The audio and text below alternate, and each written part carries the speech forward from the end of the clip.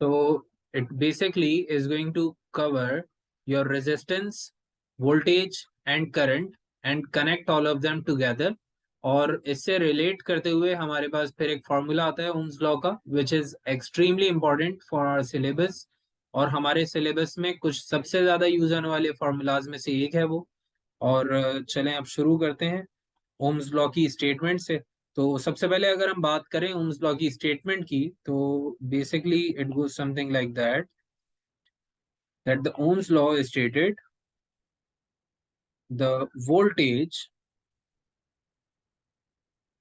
is directly related to the current. The voltage is directly related to the current while the resistance is kept constant. While the resistance is kept constant.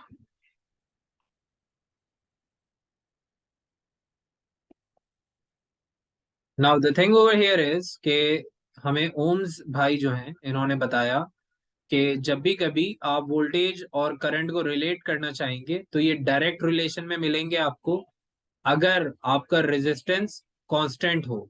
तो जब भी कभी आप Ohm's law की बात करें तो आपको वोल्टेज और करंट डायरेक्ट रिलेशन में नजर आते हैं। जैसे ही आप साइन ऑफ प्रोपोर्शन हटाएंगे तो आपको दो चीजें लगानी होती हैं। The first one is the sign of equals to and the second one is usually your constant. तो यहाँ पर हमारा कांस्टेंट होता है रेजिस्टेंस और आई जो कि करंट है वो अपनी जगह पर रहेगा। So it becomes something like this. और इसको हम कुछ ऐसे भी पढ़ सकते हैं which is V equals to I R. Now the thing over here is that V stands for voltage, I stands for your current, and R stands for your resistance.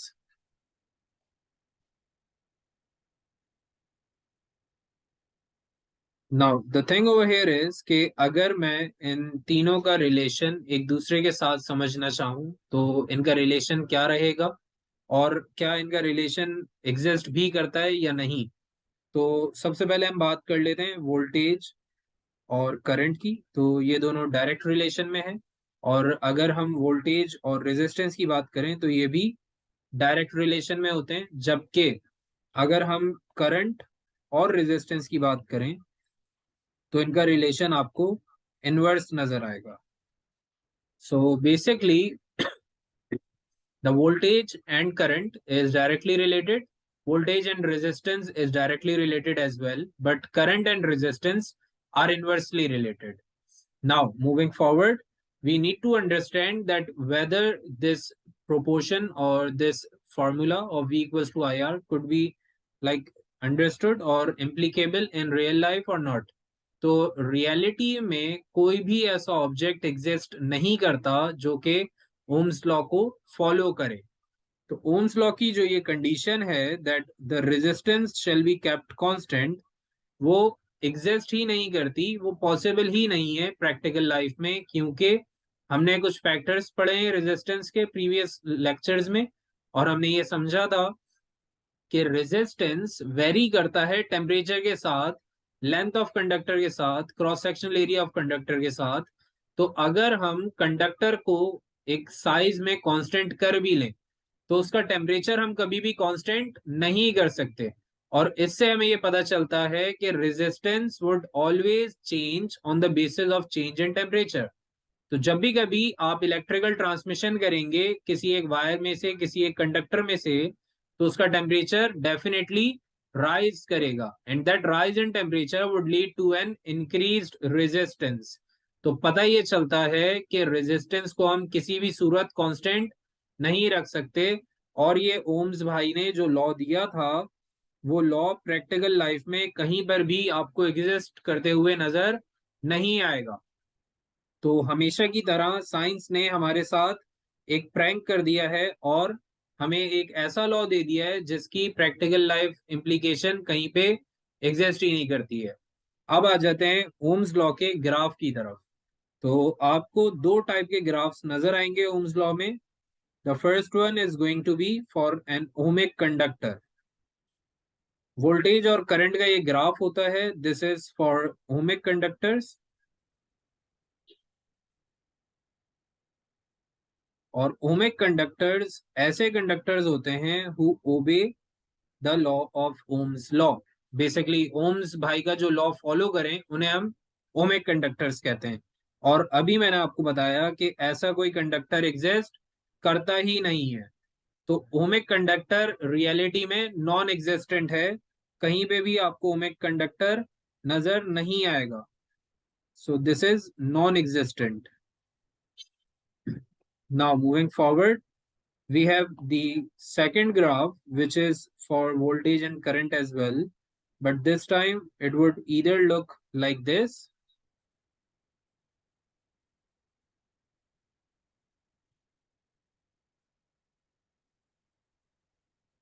or like this.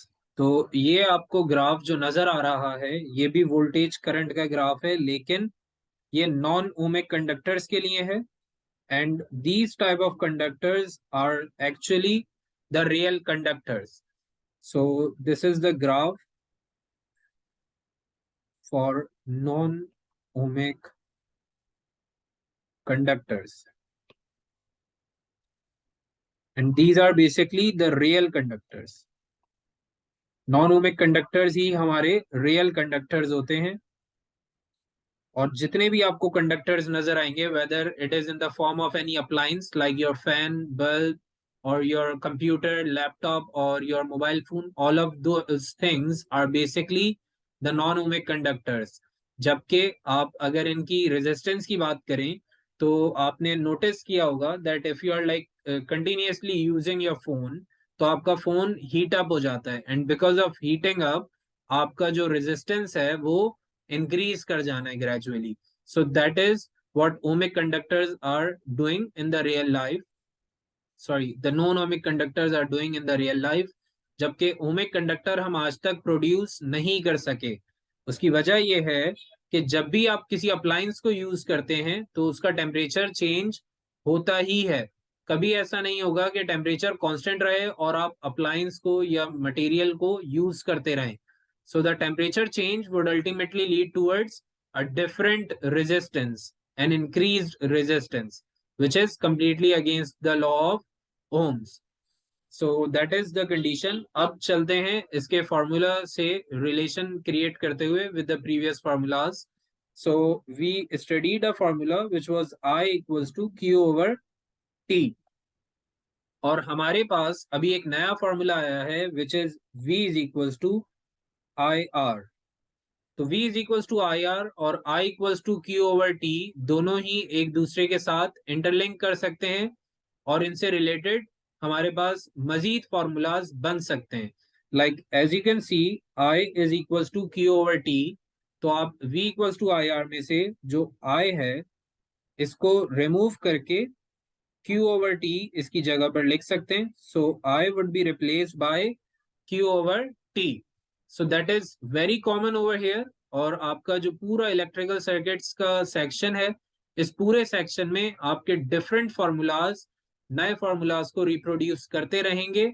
और आपको ये जहन में रखना है कि किस formula को यूज करके हम कौन सा नया फार्मूला भी प्रोड्यूस कर सकते हैं. So that is your job to remember all of these manipulations in the formulas. जैसे हमने इन दो फार्मूलाज से एक नया फार्मूला जनरेट कर दिया है.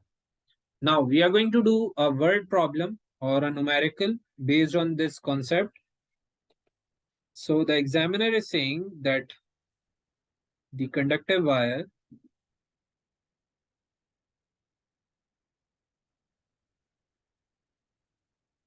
carries 20,000 coulomb in 10 seconds at 400 volts. Find the resistance.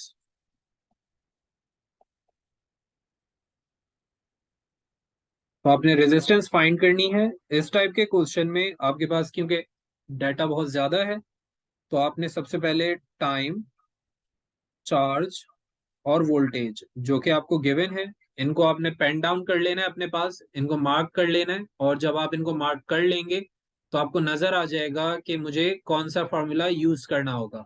Since I am dealing with charge, time and voltage, and I need to figure out the resistance over here, तो मैंने कौन सा फॉर्मूला यूज करना है? I need to use this formula right over here. V is equals to Q over T times R. And with that, I'll be able to figure out my resistance. तो जरा इस formula को use करें values के साथ और बताएं answer क्या आ रहा है. All of you need to do this and let me know the answer.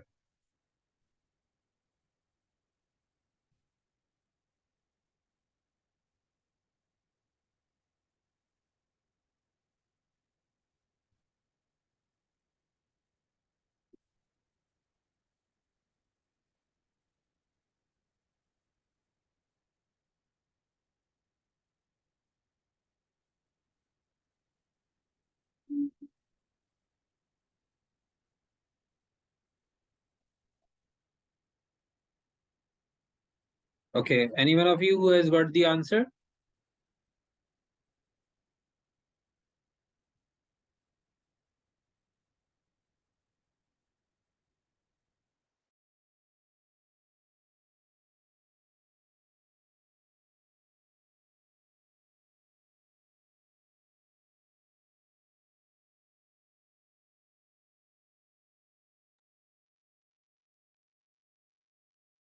Okay, so we have the first answer as 0.2. Anyone else who is getting some other answer? या सबका answer same ही आ रहा है?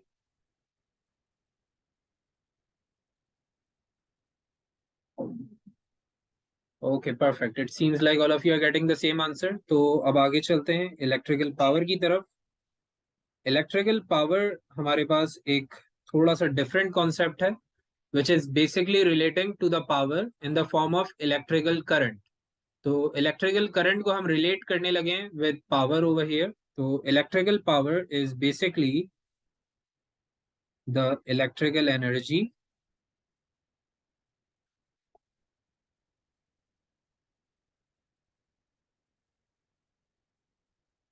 converted per unit time. So whatever energy is being consumed or is being converted in a particular amount of time, तो उस energy को हम कहते हैं इलेक्ट्रिकल एनर्जी. और उससे रिलेट करते हुए जो पावर बनेगी हमारे पास, उस पावर का नाम क्या हो जाएगा? Electrical power. तो इलेक्ट्रिकल पावर का हमारे पास फॉर्मूला कुछ डिफरेंट भी हो सकता है, और जो आपने प्रीवियस फॉर्मूला पढ़ा है वो भी हो सकता है. So we can either use P is equals to E over T, or we can also use P is equals to VI. So this is something different. P is equals to VI. हमारे पास एक नया formula है. Over here, P is basically defining your power.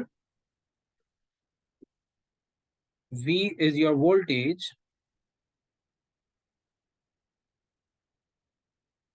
And I is your current. Now with these two formulas again you can create some new formulas. जैसे कि आपके पास बन जाता है P is equals to VI, क्योंकि हमारे पास मौजूद है, तो P की जगह पर हम E over T लिख सकते हैं, right from these right sides. जो कि हमारे पास राइट साइड पे दो अलग फॉर्मूलाज थे, E over T और VI, उन दोनों को हमने कंबाइन कर दिया and have created a new formula which is E is equals to VIT. तो ये एक नया फॉर्मूला बन जाता है हमारे पास. फिर यहां से ही रिलेट करते हुए हम अगर ओम्स लॉ को लेकर आ जाएं, like I was having V equals to IR in the Ohm's law, and now I am having P equals to VI.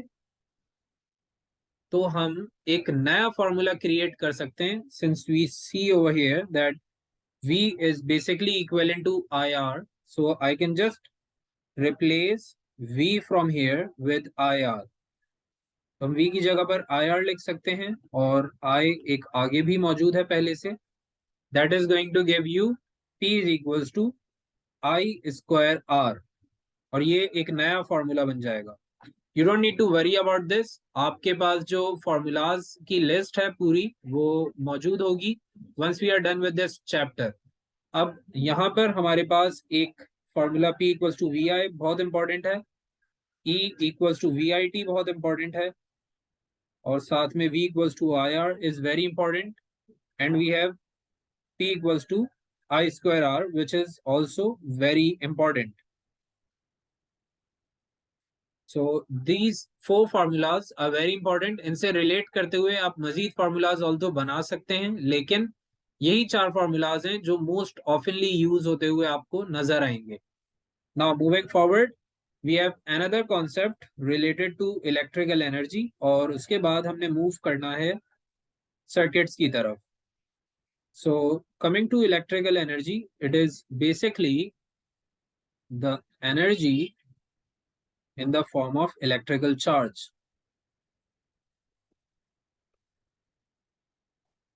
It is the energy in the form of electric charge. और अगर इसको आसान लफ्जों में कहें तो हम इसको voltage भी कह सकते हैं. So this electrical energy over here could also be termed as voltage. तो ये हमारे पास वोल्टेज भी बन सकता है, and we could right away consider electrical energy as the voltage. Electrical energy और वोल्टेज के दो अलग फॉर्मूलाज और हमारे पास दो अलग यूनिट्स होते हैं. Like electrical energy was basically the energy which is a form of energy, तो इसको हम जूल्स कह सकते हैं. और इसके फिर मजीद ऐसा यूनिट्स भी होते हैं हमारे पास, जबकि वोल्टेज को हम वोल्ट्स में ही मेजर करते हैं. नाउ द अदर फॉर्मूला और द अदर ऐसा unit for electrical energy could be kilowatt hour. So electrical energy could be measured in kilowatt hour, और इसको हम यूनिट्स भी कहते हैं. यूनिट्स की टर्म आपने डेफिनेटली सुनी होगी न्यूज चैनल्स पर, that 1 unit of electrical energy has been priced at 21 rupees or 18 rupees. तो आपको अक्सर टिकर्स में और न्यूज चैनल्स पर नजर आता होगा that 1 unit of energy has been priced at 17 rupees, has been increased to 22 rupees or something like that. तो जहां आपको यूनिट्स नजर आते हैं या सुनाई देते हैं उनका मतलब होता है कि वो आपको इलेक्ट्रिकल एनर्जी की कॉस्ट बता रहे हैं. So the electrical energy could be measured in kilowatt hour, could be measured in joules, and could be measured in units as well. तो आप उसको सिर्फ यूनिट भी कह सकते हैं. तो एक यूनिट 1 किलोवाट आवर के बराबर होता है. 1 unit is always equal to 1 kilowatt hour, or we could say that it is equal to 1 kilojoule. तो आप 1 किलो जूल कहें, 1 किलोवाट आवर कहें या 1 यूनिट कहें, सबका मतलब एक ही है. और इन सारी टर्म्स या इन सारे ऐसा यूनिट्स की जो कॉन्सेप्चुअल बेसिस हैं वो रिलेट इलेक्ट्रिकल एनर्जी के साथ ही करती हैं. So all of them are ultimately leading towards electrical energy. Now moving forward, we have the next concept which is the most important concept out of this entire chapter, and that is circuit. तो circuits start करने लगे हम.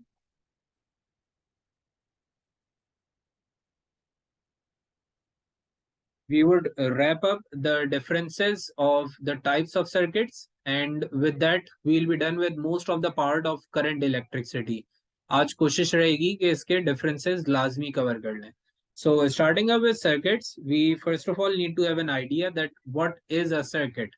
So a circuit is a connectivity of different appliances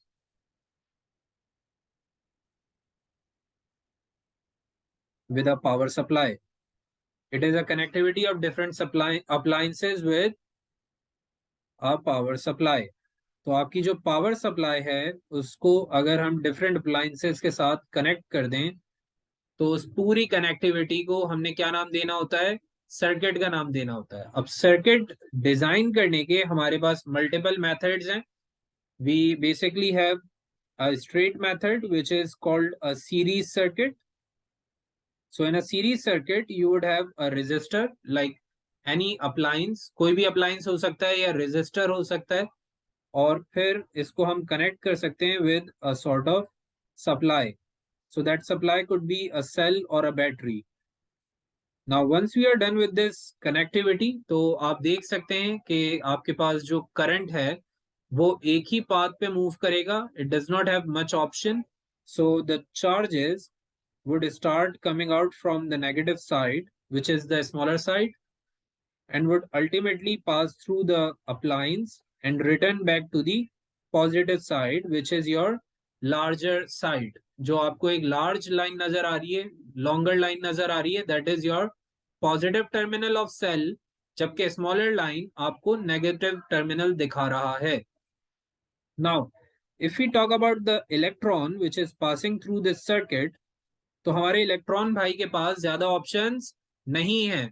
इसको बस एक ही path पे flow करके उसी पाथ से वापस आकर सेल के अंदर चले जाना है, और इसके पास कोई और ऑप्शन नहीं है.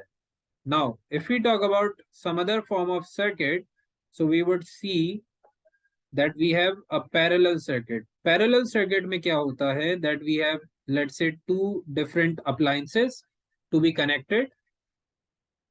तो इन दोनों अप्लायंसेस को कनेक्ट करने के लिए हमने एक डिफरेंट पैटर्न बनाया है which would be having two different routes for the electron to pass. Like I am having a cell again. इस सेल पे जो स्मॉलर साइड है वो नेगेटिव होगा और जो ग्रेटर साइड है वो पॉजिटिव हो जाएगा. Now I am having the electron over here. The electron would go towards the resistors or towards the appliances, लेकिन at this very point the electron is having how many possible routes? It is having two different routes, two different paths हैं इसके पास, so that it could move on either one of them. So the electron could move over here or could move upwards. तो कुछ electron जो हैं वो ऊपर की तरफ चले जाएंगे onto the top resistor, and some of these electrons would go through the bottom resistor right over here. तो इस तरीके से हमारे जो इलेक्ट्रॉन्स हैं, हमारे जो चार्जेस हैं, वो डिसिपेट हो जाते हैं इन अ पैरेलल सर्किट. तो ये हमारे पास एक पैरेलल सर्किट होता है, while the first one was our series circuit. तो सीरीज सर्किट में आपके पास जितने भी रेजिस्टर्स होंगे या जितने भी अप्लायंसेस होंगे, उन सब को आपने एक ही लाइन में लगाना होता है. And you are not allowed to create branches. आप ब्रांचेस क्रिएट नहीं कर सकते. जैसे आपने रेजिस्टर लगाते हुए पैरेलल सर्किट में ब्रांचेस क्रिएट किए थे, वो अपॉर्चुनिटी या वो ऑप्शन आपके पास सीरीज सर्किट में नहीं होता. इनको आपने एक स्ट्रेट लाइन में ही पुट इन करना है, and you're not allowed to put them into different levels. Now, I hope this is perfectly clear. अब इन दोनों को यूज करते हुए मेरे पास मल्टीपल ऑप्शंस बनते हैं. Like I can create a series parallel circuit combined. Like मैं एक हाइब्रिड सिस्टम भी बना सकता हूं. Like I would put two resistors in series and then one of them in parallel like this. और इस तरीके से मेरा जो सर्किट है वो सीरीज पैरेलल हो जाता है, क्योंकि ये दो जो टॉप पर लगे हुए हैं रेजिस्टर्स, ये सीरीज में है, they are in a single line, जबकि हमारा जो नेक्स्ट रेजिस्टर है वो इन दोनों के साथ एक डिफरेंट लेवल पर सेट है. So if we are creating levels, we are creating a parallel circuit, while if we are going into a straight line, so that is basically a series circuit. तो अगर हम levels बनाते हैं तो parallel हो जाता है, और अगर हम स्ट्रेट लाइन में जाते हैं तो एक सीरीज सर्किट हो जाता है. So I will just complete this one.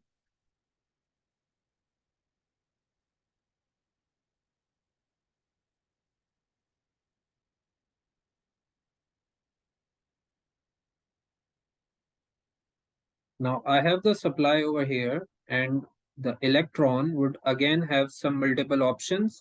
Like the electron would come out from the negative side, would go towards the top portion और इस लोकेशन पर, इस पोजीशन पे हमारे इलेक्ट्रॉन के पास दो डिफरेंट ऑप्शंस आ जाते हैं. It could either go into the bottom register or into these two top registers. तो ये किसी के पास भी जा सकता है. So the electrons would flow in both patterns. दोनों ही लोकेशंस पर ट्रेवल करेंगे electrons. Some of them would go towards this one and some of them would go towards these two. Now the thing over here is कि electrons ज्यादा कहाँ पे flow करेंगे, ये सवाल पैदा हो जाता है यहाँ पे. So we need to understand one thing that the electrons are those kids. अगर आपको याद हो मैंने एग्जांपल दी थी कि इलेक्ट्रॉन्स हमारे वो बच्चे हैं जिन्होंने बेल बजा के भागना है, या अभी शोर मचा के एक एले के अंदर उन्होंने भागना है आगे की तरफ. Now the resistor is basically that uncle जिन्होंने बच्चों को पकड़ के मारना है. तो अगर बच्चों को कहीं पर दो अंकल नजर आ रहे हैं एक साथ, तो वो बच्चे क्या करेंगे, वो बच्चे इस पाथ को अवॉइड करेंगे and they would prefer going on to this path जहां पर सिर्फ एक अंकल खड़े हुए हैं और वहां पर डॉज करने का चांस ज्यादा है. So whenever we are having a greater resistance the electrons will avoid that path. जहां पर भी आपकी रेजिस्टेंस ज्यादा होती है इलेक्ट्रॉन्स का फ्लो कम हो जाता है. And that is basically relating back to Ohm's law. Ohm's law में हमने ये समझा था कि अगर हम करंट और रेजिस्टेंस की बात करें तो करंट जो कि फ्लो ऑफ इलेक्ट्रॉन है वो रेजिस्टेंस के साथ इनवर्सली रिलेटेड होता है. तो करंट जो कि फ्लो ऑफ इलेक्ट्रॉन है वो हमेशा उस जगह पे ज्यादा नजर आएगा जहां पर रेजिस्टेंस कम होगी. As soon as the resistance plunges the current flow or the charge flow would increase. So that is the concept of current and resistance in inverse proportion. Now moving forward, अब हमें ये समझना है कि इस circuit को हम क्या नाम देंगे. So this is basically a hybrid circuit और इसका नाम होता है hybrid series parallel circuit.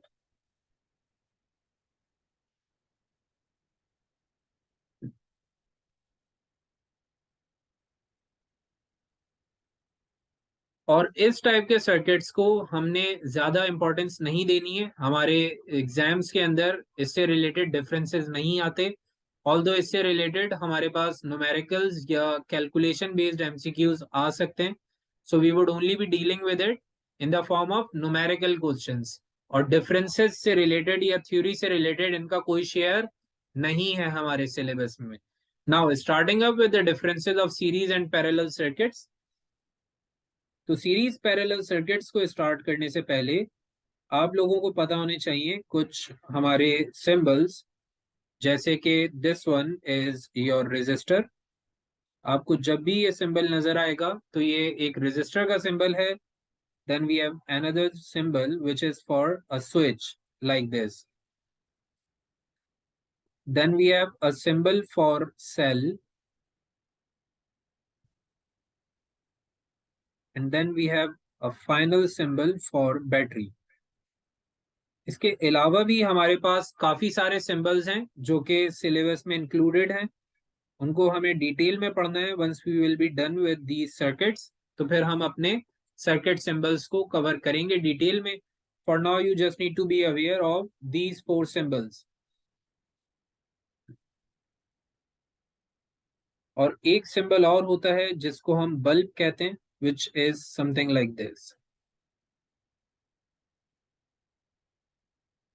Although bulb is not so important, bulb usually इतना इंपॉर्टेंट नहीं होता क्योंकि बल्ब या रेजिस्टर का कॉन्सेप्ट एक ही है. The behaviour of the resistor and the bulb is going to be exactly same. इन दोनों में कोई डिफरेंस आपको नजर नहीं आएगा. Their behaviour is going to be same. Now starting up with the differences, तो सबसे पहले आपके पास आ जाते हैं सीरीज पैरेलल सर्किट्स की definitions. So, is there anyone who could tell me the definition of series or parallel circuit? जी, आप में से किसी को याद है definition?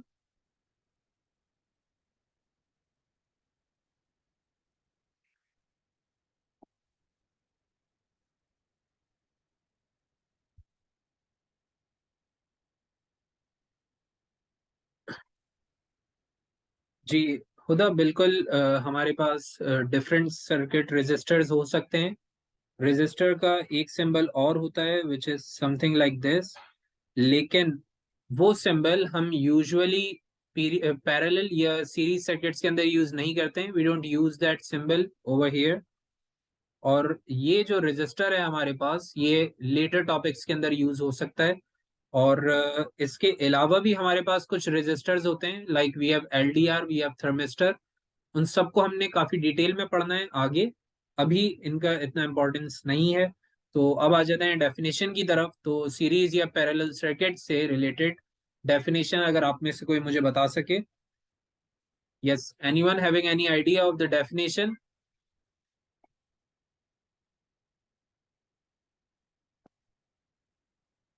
Yes, how would you define a series circuit?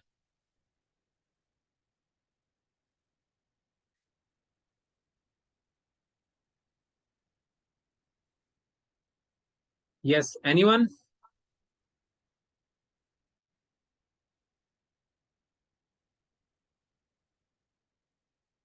Okay, we have the definition over here. The variables are in a straight line. Very good, Huda.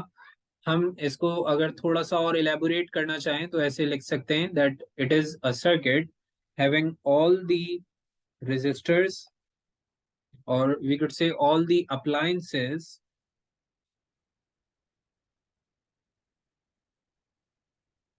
in a single level. आप single level कह सकते हैं या single branch कह सकते हैं। तो हमारे पास जो सीरीज सर्किट रहेगा, उसकी खास बात ये होगी कि उसमें सिर्फ एक ब्रांच आपको नजर आएगी, मल्टीपल ब्रांचेस नहीं होंगी। Now coming to the parallel circuits. तो पैरेलल सर्किट्स आपके पास वो सर्किट्स होते हैं जहां पर आपके रेजिस्टर्स या आपके अप्लायंसेस मल्टीपल ब्रांचेस में सेट होते हैं। A circuit having all the appliances,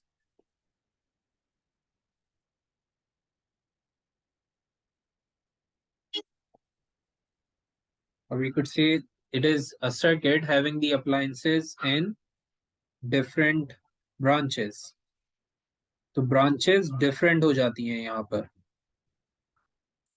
Now, what we need to understand is that since series circuit is not allowing the electrons to pass through different levels, तो आपके जो electrons हैं वो एक ही जगह पर specifically bounded होते हैं। So the electrons are bounded on a single route in a series circuit. So that could be a major difference as well, that electrons only have a single path to flow.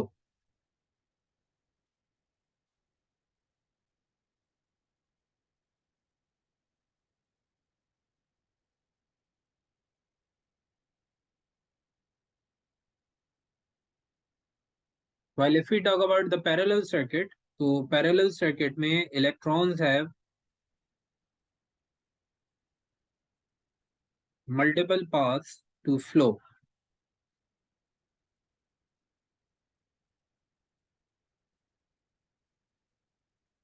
Now the next major difference is कि आपके पास जो series circuit होता है वहां पर overall through out the circuit आपको same current deliver होता है। उसका रीजन क्या है? उसका रीजन है ये point, that the electrons are only flowing through a single path। तो आप अगर इलेक्ट्रॉन काउंट चेक करना चाहें किसी भी लोकेशन पर, like if you are in a series circuit, तो आपका इलेक्ट्रॉन काउंट ओवर हियर और ओवर हियर, ओवर हियर और over here is going to be exactly same. अगर आपके 40 इलेक्ट्रॉन्स मूव आउट हुए हैं out of the battery, they are going to return back in the same amount. आपके electrons जब return back करेंगे circuit में तो आपकी क्वांटिटी एग्जैक्टली सेम रहेगी, वहां पर कोई डिफरेंस नहीं आएगा। Which means that in series circuit we are going to have the same amount of current at every given point। तो हम ये लिख सकते हैं that in series circuit the current remains same।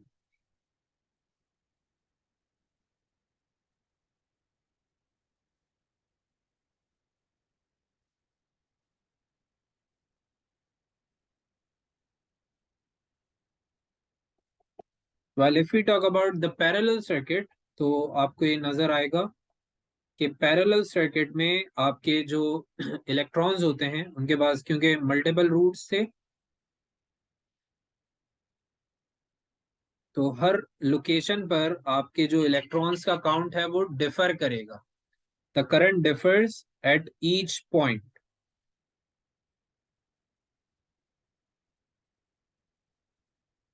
So that's the major difference between series and parallel circuit.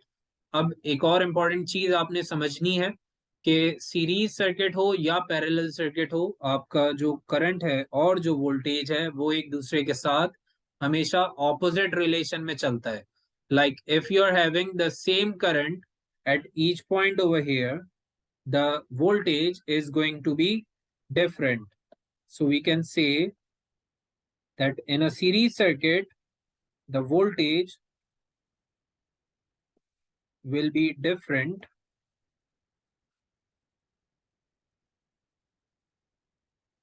at each point. While in a parallel circuit, the voltage is going to be exactly same at each point. उसका reason क्या है? उसका reason ये है that voltage and current are basically going opposite to one another. तो क्योंकि हमारा जो करंट है वो डिफर कर रहा था पैरेलल सर्किट में, तो वोल्टेज क्या हो जाएगा? सेम हो जाएगा. So we could say that voltage would be same at each point in a parallel circuit. अब इसका एक बहुत मेजर बेनिफिट होता है. बेनिफिट क्या है? बेनिफिट ये है that if we are having the same voltage at each point, तो वोल्टेज बेसिकली आपकी एनर्जी है, चार्जेस की एनर्जी होती है वोल्टेज. तो जितना चार्ज ज्यादा एनर्जी रखकर चलेगा उतना ही आपका अप्लायंस अच्छा परफॉर्म करेगा. So if you are having a high amount of voltage throughout each and every single component, तो हर एक कंपोनेंट अच्छा परफॉर्म करने लग जाएगा और आपका सर्किट बहुत ऑप्टिमल लेवल पर चलेगा and you would be having a good output from each appliance. जबकि अगर हम यहाँ पर बात करें, तो क्योंकि आपका वोल्टेज डिफरेंट है हर लोकेशन पर, तो आपके जो अप्लायंसेज हैं वो सेम लेवल पर परफॉर्म नहीं करेंगे. Like one of your tubelight or one of your bulb would perform good, while the other one in the same room would not be doing like that good, or would almost be like dull. और हो सकता है कि वो बिल्कुल perform ना करे. It would seem like it is turned of. तो ये बिल्कुल पॉसिबल है सीरीज सर्किट के साथ. इसीलिए हम ज्यादा ऑप्टिमल आउटपुट लेने के लिए अपने घरों में, अपने ऑफिसेज में पैरेलल सर्किट्स यूज करते हैं. हमारे जितने भी अप्लायंसेज आपको नजर आ रहे हैं, all of them are placed in parallel circuit. इससे कुछ और रीजंस भी बनते हैं कि हम पैरेलल में क्यों लगा रहे हैं अप्लायंसेस को. तो उनके डिफरेंसेस आगे आपको पता चल जाएंगे और वो कॉजेज भी पता चल जाएंगे कि हम पैरेलल में प्रेफर क्यों करते हैं लगाना. Now moving towards the different resistance levels, तो आपको नजर आएगा कि सीरीज के अंदर आपका total resistance is always very high. The total resistance is always very high, while in parallel, the total resistance is always very low.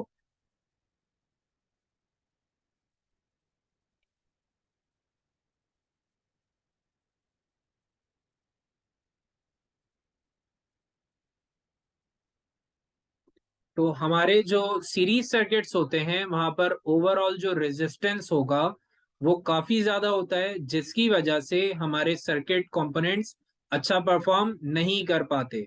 और उन सारे सर्किट कंपोनेंट्स को क्योंकि रेजिस्टेंस ज्यादा मिल रहा है, उनके अंदर रेजिस्टेंस ज्यादा हो चुका है अब सीरीज में होने की वजह से, तो इसलिए उनकी जो परफॉर्मेंस है वो काफी पुअर हो जाती है और उनकी लाइफ भी काफी कम हो जाती है.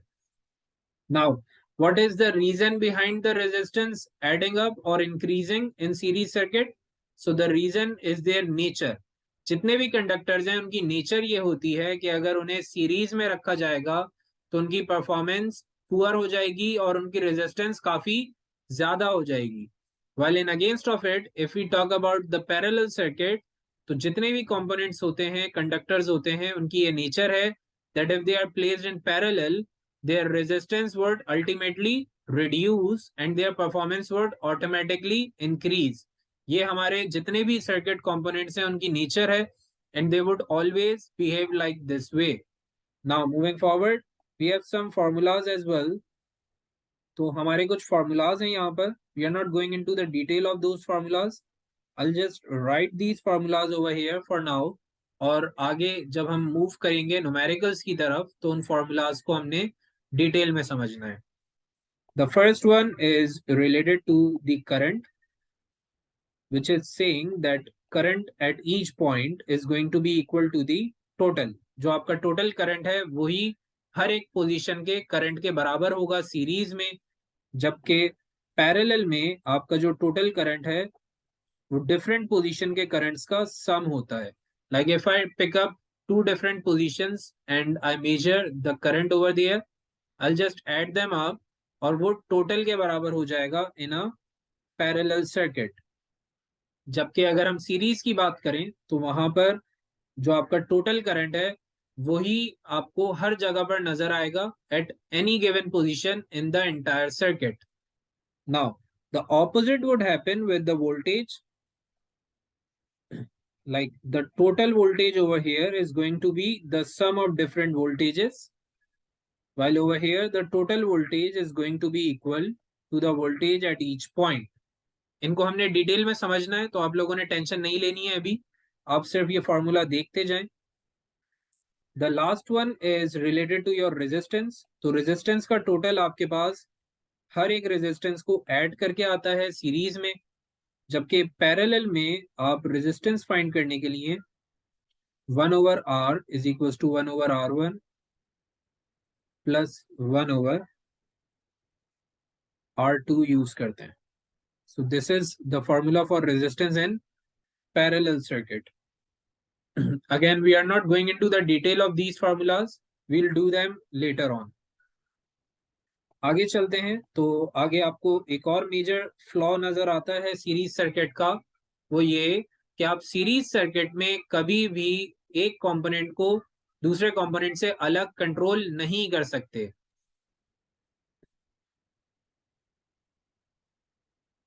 The appliances cannot be controlled separately.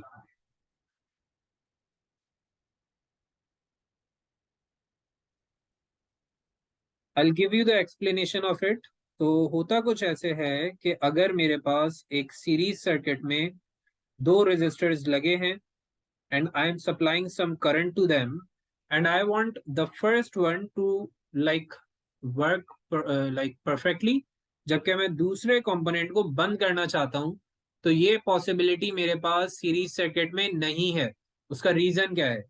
If I just use a switch over here और मैं स्विच को अभी ऑफ कर देता हूं, if I turn off the switch, the current would not be able to pass through. अब क्योंकि हमारे जो चार्जेस हैं वो पास नहीं कर पा रहे, तो ना तो मेरा फर्स्ट ना ही सेकंड कंपोनेंट फंक्शन कर पाएगा.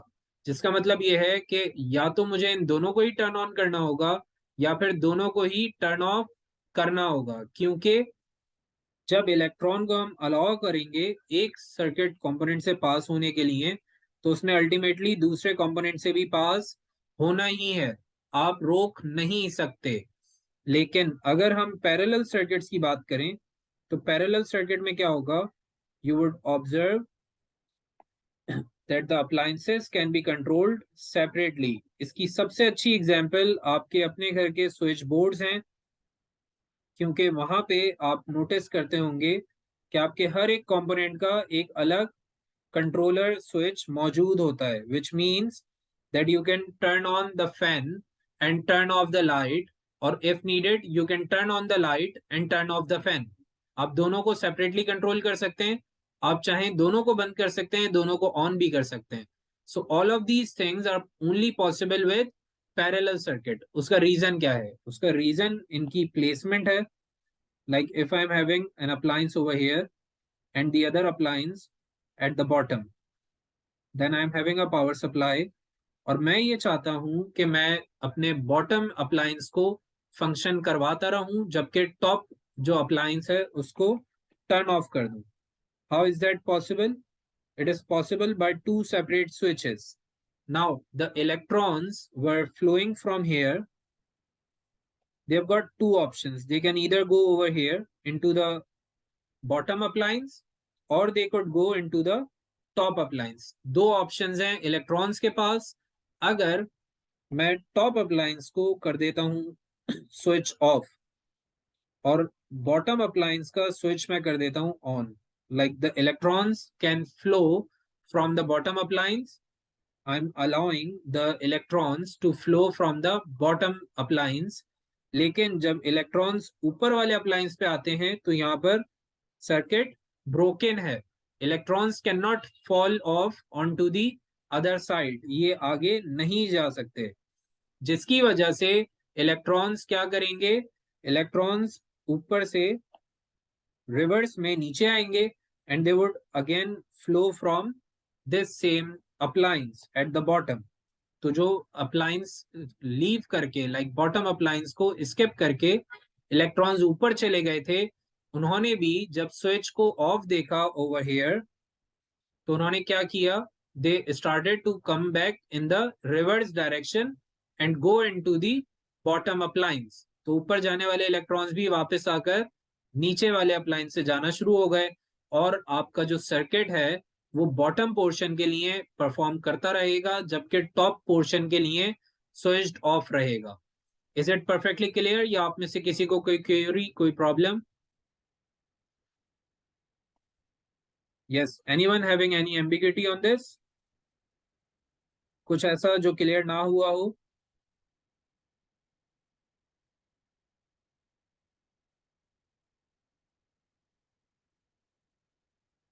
Okay, perfect. तो अब चलते हैं आगे. हमारे पास नेक्स्ट डिफरेंस ये है that if a component dies out, the entire circuit would turn down.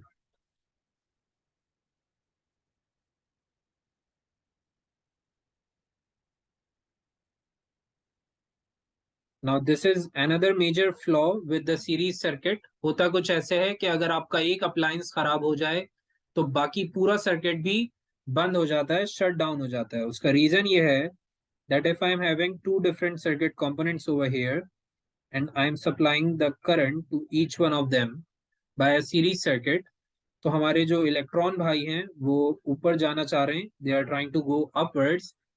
Initially both of these components were performing good, performing okay. तो आपके जो इलेक्ट्रॉन्स हैं वो मूव थ्रू करके सर्किट को कंप्लीट कर रहे थे. लेकिन suddenly the one on the left side turned out, it just dies off. ये बल्ब था, बल्ब बर्स्ट हो गया या फ्यूज हो गया है. तो अब जो आपका सर्किट है वो ब्रोकन है on this particular position. So the thing is that over here, if you see, the electrons have some brokerage in the path. अब electrons का जो path है वो break हो चुका है on this region.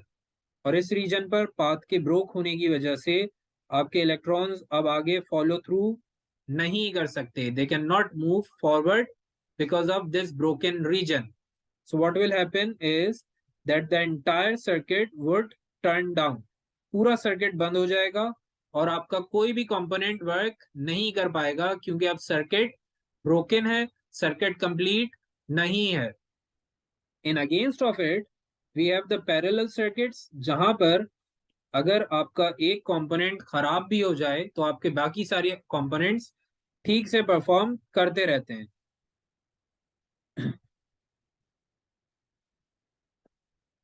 So if a component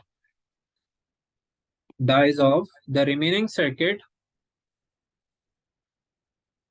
would work normally. अब इसका रीजन क्या है? इसका रीजन बिल्कुल सिमिलर है आपके स्विच वाले कॉन्सेप्ट से. Like if I was having two different components over here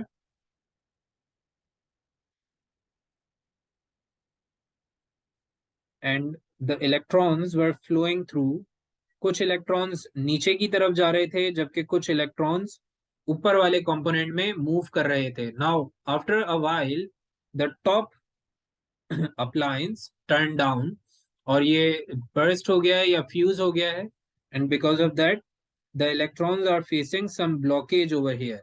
electrons को यहाँ पर कुछ ब्लॉकेज नजर आया है, और होगा कुछ ऐसा कि जब इलेक्ट्रॉन्स को यहाँ पर ब्लॉकेज नजर आएगा, they would come back in the reverse direction and go from the bottom resistor. तो अब नीचे वाले रेजिस्टर से सारे इलेक्ट्रॉन्स पास होंगे, और जो ऊपर वाला आपका रेजिस्टर खराब हो चुका है उधर से कोई भी इलेक्ट्रॉन पास होते हुए आपको नजर नहीं आएगा. And all of the component electrons would go through the bottom component और द बॉटम रेजिस्टर. तो जितने भी इलेक्ट्रॉन्स हैं वो अब नीचे से जा रहे हैं, तो नीचे वाला कंपोनेंट प्रॉपर्ली फंक्शन करता रहेगा, because the electrons would still have a path to flow through.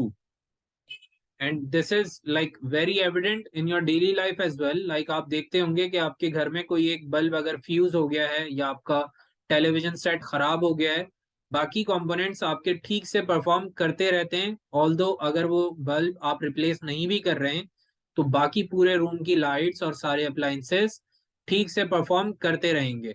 And that is a major benefit in a parallel circuit. तो ये सारे रीजंस हैं which are intending us or which are leading us towards the use case of parallel circuits rather than the series circuits. तो ये सारे आपके differences थे. एक डिफरेंस और है which is not so important लेकिन आप लोगों को पता होना चाहिए, and that is related to their power consumption. Power consumption में कुछ ऐसे होता है that series will not use much of the power supply, while the parallel circuit will definitely use a lot of power supply. So the parallel is using a lot of power supply. तो इसका reason क्या है ये जरा समझ लेते हैं.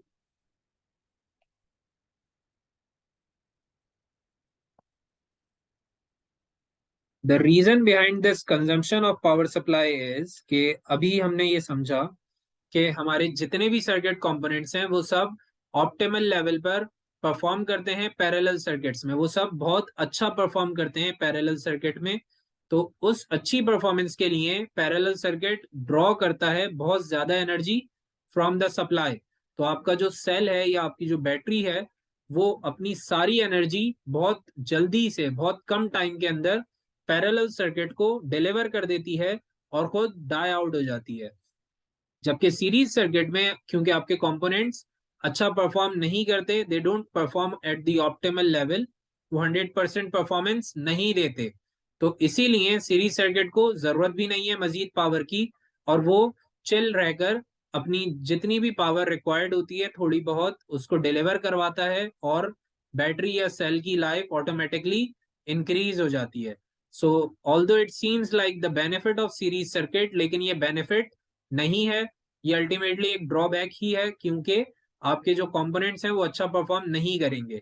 You are not in like stress with the power supply, you are in stress with the performance. अब उस पावर सप्लाई का क्या यूज है अगर आपका बल्ब ही बहुत डिम चल रहा है. You want the bulb to be bright enough ताकि आप काम कर सकें, लेकिन अगर आप काम नहीं कर पा रहे तो आपकी पावर सप्लाई का भी कोई यूज केस नहीं होगा. So that is why it seems like a benefit of series, लेकिन अल्टीमेटली ये एक ड्रॉबैक है which is of no good use for the consumer. I hope this is perfectly clear. यहाँ पर हमारे डिफरेंसेस हो गए हैं कंप्लीट. नेक्स्ट क्लास में हमने स्टार्ट करना है with the numerical problems leading towards the series and parallel circuits. उसके बाद सर्किट कंपोनेंट्स कंप्लीट करेंगे और ये चैप्टर ऑलमोस्ट वाइंड अप हो जाएगा. So that's a wrap for today. But before leaving, I need a confirmation from all of you. If all of you are perfectly clear, या किसी को कोई Curie कोई प्रॉब्लम कुछ ऐसा जो समझ में ना आया हो आज के लेक्चर में. Yes, anything to ask? Okay, perfect. तो ठीक है फिर इंशाल्लाह आप लोगों से मुलाकात होगी ट्यूसडे को. Take care everyone. अल्लाह हाफिज.